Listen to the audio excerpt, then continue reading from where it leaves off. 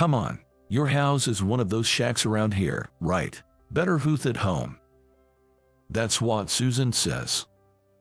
No, my wife's coming to pick me up today, I reply. She looks surprised at first, then bursts into laughter. No way, you've got a car, a pickup truck, or maybe a tractor. No, it's my wife's car, so it's not like that. Your wife must be broke too, right? She laughs.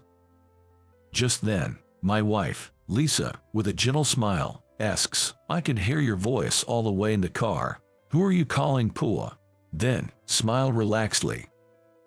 Susan lets out a gasp, almost like a scream. I suppose the Johnson family is doing well. It seems you only come around to discuss loans with the main family. No, it's not like that. When I said Pua, I was talking about Tom. So, you're saying you called my husband a Pua man? Lisa's eyes narrowed. Eyes like a snake aiming for its prey. She's definitely angry. Once she gets like this, there's no stopping her. I just watch as Susan, who was acting all high and mighty, trembles like a criminal at the guillotine. My name is Tom. I'm just an average doctor running a practice in a small rural town, my hometown. Originally, I worked at a hospital in the city, but the hustle and bustle didn't suit me, so I returned to the tranquility of my hometown. There's a high demand for medical care for the elderly here, but not enough hospitals. I spend my days treating patients who come in with aches and pains after farming, and listening to their stories. Then, I receive a letter. It's an invitation to a high school reunion. I grew up in this rural area, the son of a farmer. The farm is now run by my brother's family.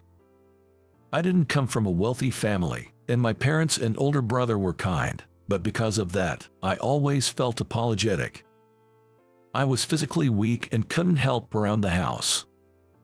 That's why I focused on my studies. I got into a prestigious university, but my goal was medical school. Though I had given up on it due to budget constraints, my parents sold some of our land, and my brother even broke into savings to gather the money for me. I accepted it with tears and set off alone for the university in the city. Life there was tough. I rented a cheap apartment and worked part-time while attending college. I studied late into the night to keep up with my classes. I must have been really exhausted. One day, a beautiful woman sat in front of me in the cafeteria while I was just drinking water with a pale face. She turned out to be my future wife. She was studying in the economics department and seemed to have been looking out for me, who sometimes sat there alone, idly sipping water. I was worried because you always look tired. Sorry for that. No need to apologize. I was captivated by her laughter. We introduced ourselves to each other and gradually became friends, often chatting in the same way, and before I knew it, we fell in love. Having a girlfriend lit a fire under my motivation. I aced both my job and studies, gaining a lot of knowledge. She, understanding my plight as a poor student, prepared homemade lunches for me every day and earnestly took care of me when I felt sick and caught colds easily. I felt guilty for relying on her so much. I love you because you're always trying hard. She said that, smiling. And so, my girlfriend and I graduated and got married. My parents were surprised that I got married right after graduation, and my brother laughed at me, but everyone attended our wedding and celebrated with us. After working for about 20 years in a hospital in the city, I couldn't maintain my health in the urban environment and decided to return to my hometown for treatment. My old classmates back home were surprised that I returned as a doctor, but they welcomed me warmly. I was looking forward to this reunion as a local, to meet classmates who had gone to the city. I was eagerly awaiting that day. This year's reunion turned out to be larger than expected. When I mentioned I hadn't expected it to be big enough to book an entire banquet hall at the hotel, my local classmates laughed and said, It's because Susan is coming. Susan? Who was that again? I searched my memory. You were often absent, Tom, so you might not remember her. She was beautiful, a genius, the belle of our class. That makes sense. Her attendance must have attracted many others. My classmates looked at me in amazement as I realized this. What's up? Well, you know, Tom, Susan saw you as a big rival. You were always top of the class. Really? Back then, I was just focused on studying, working too hard, and often getting sick, so I didn't interact much with anyone except close friends. The classmates I'm talking to now are ones I started speaking with after returning to the countryside. Returning home, I got to talk to people I couldn't during my desperate younger years and ended up with more friends than I had in my youth or while living in the city. I'm satisfied with my current situation. As more people started arriving, a commotion arose at the entrance. I wondered what was happening when a glamorous beauty entered, accompanied by several men. I see. She must be Susan. She was indeed beautiful, but to me, my wife is the most beautiful. Please find a seat. Start from the back. There's no particular seating arrangement. That's how it is at a rural reunion. But then, Susan glared sharply at me. After scrutinizing me, she said in a cool tone, "Are you Tom, by any chance? We weren't close enough to be on a first-name basis." To me, Susan was almost like a stranger. "Yeah, long time no see, Susan." "You remember my name?" Susan said with a snort. "Yes," I said vaguely, but Susan didn't seem to care. "Then why didn't you come to greet me?" "What? If you knew I was coming, it's only proper to greet me, right?" "Sorry." Overwhelmed by Susan's forcefulness, I inadvertently apologized to her, but was there any reason to apologize for? However, her entourage behind her echoed her sentiments, agreeing with her. This is what I dislike poor people. They have no manners. While my family wasn't wealthy, I wondered what she meant. A classmate whispered to me, "Susan comes from a prestigious family."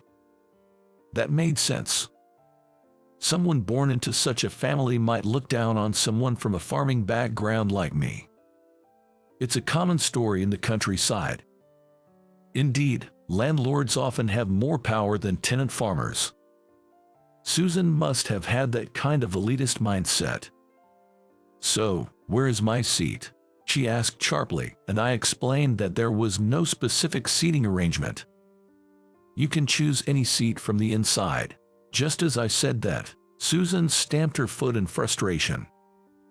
"There's no seat reserved for me. Unbelievable." She scanned the room, looked at the arranged tables, and signaled something to a man behind her. "Well, what are you?" "I'm having them make a seat of honor for me. Isn't that obvious?" "But there's no need to make a seat of honor. Susan is a member of the Johnson family. Don't let a poor person interfere." Feeling pressured by the men surrounding Susan, I held my tongue. "Don't worry about it, they've always been like that." When I said that, my friend patted me on the shoulder as if to comfort me. A special seat was set up at the head of the table rows, as if she was a birthday girl. Susan looked on with satisfaction. "You knew I was coming, right? You should have been more considerate." She threw the words at me irritably and sat down in the seat as if it was her due. Her followers surrounded her, occupying nearby seats. People who had arrived early and taken seats were displaced as if they were being chased away. Frustrated by the arrogant behavior, I felt exasperated. Thankfully, those who moved didn't seem bothered. It's just how Susan is. They didn't seem to mind. As more guests arrived, the seats filled up quickly. After Susan gave the opening remarks, everyone started to drink, eat, and gradually began moving around, chatting, and enjoying themselves. I was talking with a friend I got along with when suddenly my shoulder was firmly pulled. Turning around, I saw one of Susan's followers. "Susan is calling you, come." Before I respond, I was pulled by the man and found myself in front of Susan. She silently pointed to her empty glass. Confused, I didn't understand what she wanted. Seeing my confusion, Susan snapped irritably. "Hello, can't you see? Pour me a drink." Startled by her shout, I hastily grabbed a beer nearby. But Susan frowned even more and glared at me. "You're serving me such cheap beer, but this is all they have for the party. Never mind, just bring me something worthy of me." With the fierce energy of Susan, who seemed like she might throw her glass at me, I escaped to order some drinks from the waitress. Returning with her apparent favorite wine and glasses, I approached Susan again. Susan snatched the glass from me as if it was expected and held it out. I silently poured wine into her glass. "It's better than I thought you'd bring." It seems the wine I got after checking with the waitress passed her testament. "Poor people like you haven't seen wine like this, right? I don't mind sharing." Saying this, Susan tilted her glass of wine. "Here, have a taste. This is a wine someone like you wouldn't drink even once in a lifetime." I felt uncomfortable with Susan's behavior, laughing mockingly. This wine was crafted with care by artisans and prepared by the hotel to satisfy guests. Treating it like this was just wrong. I thought about saying something, but my friend quietly stopped me.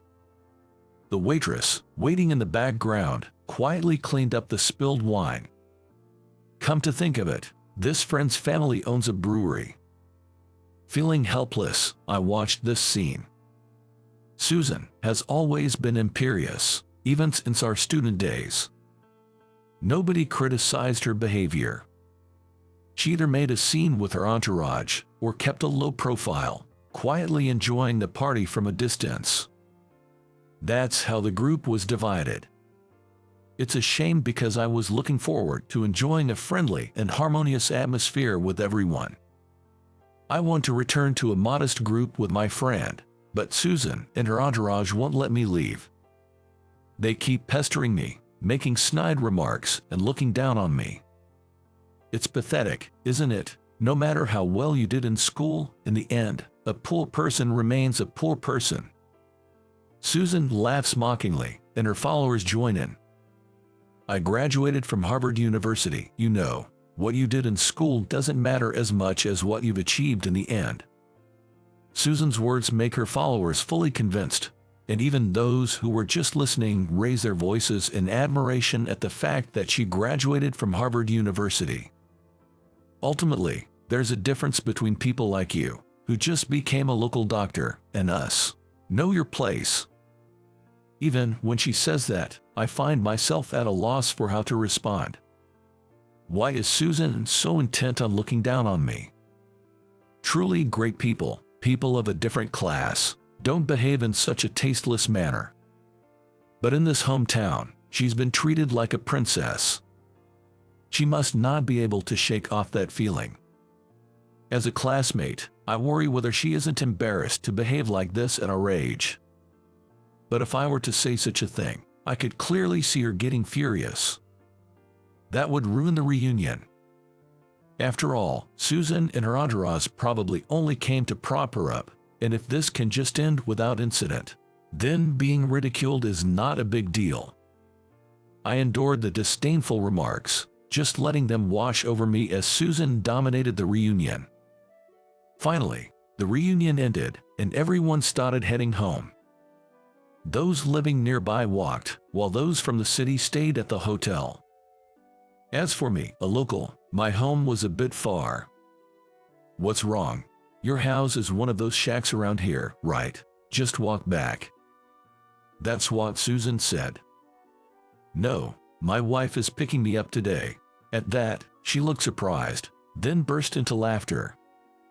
What, you have a car, a mini truck, or maybe a tractor? No, it's my wife's car, so it's not like that. Your wife must be poor too, huh? The moment she said that, I couldn't help but get angry. I could tolerate her bad-mouthing me, but not my wife. When I thought that, a strong light illuminated us. Then, a car that was clearly a luxury car stopped in front of me. What is this? Susan looked confused as I waved. It was Lisa's car. Lisa, come over here. When I called her, a woman with more grace than the car itself stepped out. What? Your wife drives that? Is there a problem with my car? Lisa responded to Susan's remark. Seeing Lisa arrive in the luxury car, Susan began to tremble. Tom, did you enjoy the reunion? Lisa asked me with a wry smile. Yeah, sort of. Lisa, sensing something from my wry smile, turned her gaze to Susan. Oh, I thought you looked familiar. Aren't you the daughter of the Johnson family, a branch family? Do you need something from my husband? Susan's shoulders twitched when Lisa spoke to her. Your husband? Wait, this man is from the main family. Who are you referring to as this man? Lisa's voice was stern in response to Susan's words. Susan, shrinking in fear, continued with a trembling voice. So, you mean you, the Smith family's daughter, are married to Tom, but your last names are different. This must be some joke, right? Lisa answered calmly to Susan's flustered voice. We use different surnames to our work. It's not uncommon these days, is it? Lisa sighed, as if exasperated, and stared down Susan. By the way, I heard your voice all the way inside the car. Who did you say was poor? Lisa smiled gently. Susan let out a whimper. Well, the Johnson family must be doing very well, right? I thought you often came to the main family asking for loans. It's not like that. When I said poor person, I meant Tom. So you were saying you called my husband a poor person? Lisa's eyes narrowed sharply. They were like the eyes of a snake zeroing in on its prey. She was truly angry. Once Lisa got like this, she couldn't be stopped. I just watched Susan, who had been acting all high and mighty, now trembling like a criminal at the guillotine. After a while, Susan, still trembling, seemed to gather her courage and looked up. I still can't accept it. Why him? He's just a poor country boy. He's not worthy of the Smith family. Really. Your birth and upbringing don't matter. I was drawn to his character, and you think he looks poor. Lisa gently wraps her arm around mine and looks up at me. I simply responded with a smile. That's because of the Smith family's wealth, right? That's not true. What do you mean? How can he afford such a car with his own wealth? Oh dear, what are you talking about? Lisa said, lightly holding her forehead. Do you even know how he became a doctor? Well, he must have graduated from some local university. Susan hesitated, and Lisa pressed on. Yes, we met at a university in the city. What? I didn't know that. You didn't ask me. I answered Susan's question smoothly. With my parents' and brother's support, I managed to study at the university I wanted to in the city. I graduated from its medical school and worked at a university hospital for a while. Susan's eyes widened and her lips trembled. Apparently, she had imagined me as a country doctor with a medical degree from a local university. Tom, don't be modest. Your achievements at the hospital and in academic societies have been outstanding, haven't they? Lisa's words made Susan grind her teeth and groan. But that means you received support, right? You just climbed up using the Smith family's assets and reputation. At those words, Lisa's face turned fierce. She stamped the ground as if about to break her heels. I can't ignore what you've been saying. Susan shrank back at Lisa's intensity. Seizing the moment, Lisa continued. I've been with Tom since university, and he never relied on my family. In fact, he's been careful not to let my name hinder him. That can't be. Certainly, you graduated from Harvard University, and then, what have you achieved since? Lisa's words made Susan groan. I've heard about the talented Ms. Johnson from Harvard University, but that's all, isn't it? That's not true. After graduating, I worked at a big corporation. Just working there, right? No significant position or achievements that I've heard of. Lisa's words left Susan speechless. Tom indeed lived a modest life. However, he and his family, with their diligence and integrity, have achieved success. Tom's family did that? I never heard such a thing. Aren't you aware of his family's situation? Lisa tilted her head quizzically. His family successfully bred a new variety of vegetables and will soon launch it as a brand. What? But Tom's family's fields are so small. Susan's voice rose in panic, and Lisa laughed merrily. Yes, to support Tom, they sold part of their land and succeeded in creating a rare variety from the remaining smaller field. That's right. My parents sold part of the field for me and tried new vegetable combinations with what was left. It was my brother's idea. Initially, there were many failures and life was tough, but now they are the only farmers producing a prestigious brand of vegetables. Tom could have become a hospital director with his credentials if not for his health issues. Why is he a small-town practitioner then? I asked him to, concerned about his health. And though you call it a small practice, Tom still publishes papers in various academic societies. I didn't know that. Somehow, whenever Lisa spoke about our family, she had a triumphant look on her face, which finally made Susan start crying. Lisa, let's stop it there. I'm embarrassed too. No way, Tom, you never boast about yourself, so I'll take this chance to brag a lot for you.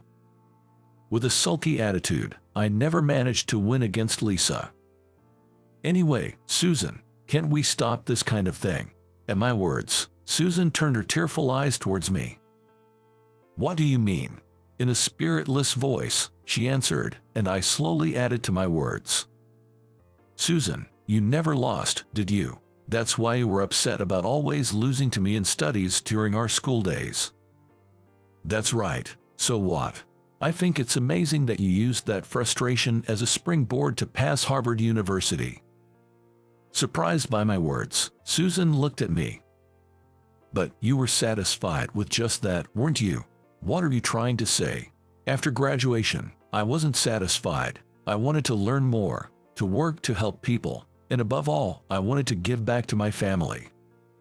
Susan silently listened to my story. I smiled gently at her. Because I'm greedy, I wanted to become a doctor, help people, repay my family, and marry Lisa. So, I've always been running with an eye on the future. Are you saying I've stopped? Isn't that the case? You graduated from Harvard University, got a job in a big company, and were satisfied.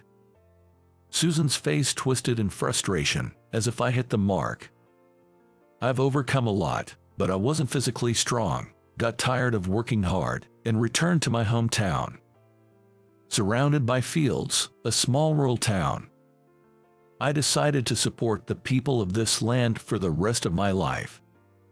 What did you want to do when you enrolled in university, Susan? What do you want to do in your current company? I want you to take your time to think about that.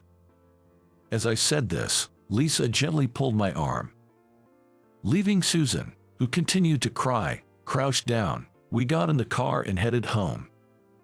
My peaceful and serene rural town. I watched the lively people working in the fields from my office window. Hey, Lisa, are you really okay with this? Coming to such a rural town with me? I chose this. Plus, I can do most of my work remotely.